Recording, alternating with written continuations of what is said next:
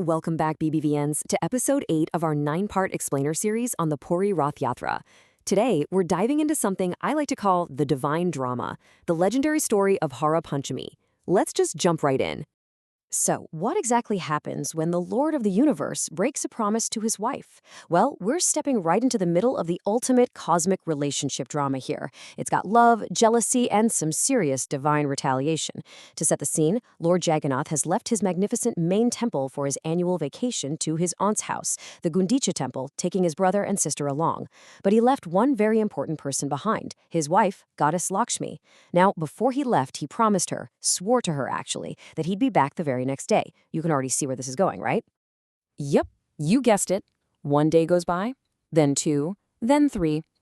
4 long, weary days pass, and there is absolutely no sign of the Lord.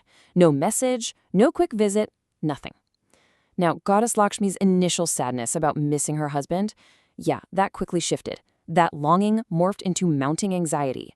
And then, naturally, straight up furious anger. The goddess is, to put it mildly, not happy. And that brings us to the 5th day of the festival, a day famously known as Hera Panchami. Goddess Lakshmi decides she's officially had enough of waiting around. In the local language, Hera means to see or to search, and Panchami just means the 5th day. So she decides it's time to take matters into her own hands and go find her wandering husband. But Goddess Lakshmi doesn't just storm out in a blind rage. Oh no, she is highly strategic. She's got a tactical plan. Step 1, she waited those 4 excruciating days. Step 2, realizing she needs a solid strategy, she consults Goddess Bimala, the powerful tantric guardian of the main temple. Step 3, she secures a very specific, very magical item from Bimala. And finally, fully equipped, she prepares her dramatic march on the Gundicha temple. Let's talk about that special item for a second, because it's fascinating. Goddess Bimala gives Lakshmi something called Mahana Churna. Mahana basically translates to hypnotize. So this is a mystical herbal powder renowned for its hypnotic qualities, historically used to attract and subdue a wandering husband. Goddess Bimala gives Lakshmi this magic powder to absolutely guarantee that Lord Jagannath will pack his bags and his vacation early and come home. Now, you might be wondering how all this divine anger is actually celebrated in the festival rituals. Well, the representative idol of Goddess Lakshmi, Subarna Mahalakshmi, is placed in this gorgeously decorated palanquin. She's carried by her servitors right down the grand Badadanda road. But listen, this is definitely not a joyful parade. It's loud, it has great pomp and traditional music, but the devotees are actually singing these Hera Panchami songs, songs that publicly and loudly air out her deep marital frustration and rage. Meanwhile, word reaches the Gundicha temple that a furious Goddess Lakshmi is marching their way. Lord Jagannath obviously anticipates her arrival, so what does he do? He literally orders his servitors to slam and lock the Jaya doors of the temple. When Goddess Lakshmi arrives, she is completely locked out by her own husband. I mean, the drama. Standing there outside those locked doors, all her feelings of neglect and jealousy just boil over. According to the traditional songs and lore, she delivers this biting, satirical remark. She basically yells out, "My husband, you have become more attracted to your brother Balabhadra and your sister Subhadra than to me? Is that why you locked me out?" It is just such an intense, relatable moment of divine drama. Feeling utterly neglected and totally insulted, Goddess Lakshmi moves to the next phase of her master plan. Right from her palanquin, she unleashes the Mohana Churna. She throws that hypnotic, magical powder she got from Goddess Bimala straight toward the temple, using its mystical power to literally force her husband to come to his senses. And guess what? The magic works. Under the heavy influence of the Mahana Churna, the Pati Mahapatra's servitor comes out as a representative of Lord Jagannath. On the Lord's behalf, he offers Goddess Lakshmi an Agyan Mala, which is a sacred garland of consent. Essentially, this garland is a divine promise. It's an absolute guarantee from Lord Jagannath that he will cut his trip short and return to the main temple as soon as possible.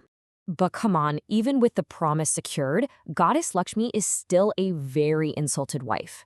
She decides he still needs to be taught a lesson.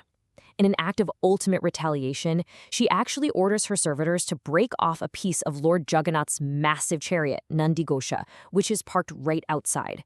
This unique, honestly kind of shocking ritual is known as Ratha, or the breaking of the chariot. It perfectly symbolizes her absolute helplessness and rage in that moment. This whole sequence just brilliantly illustrates the duality of the goddess's emotions. Just look at the contrast between her arrival and her departure.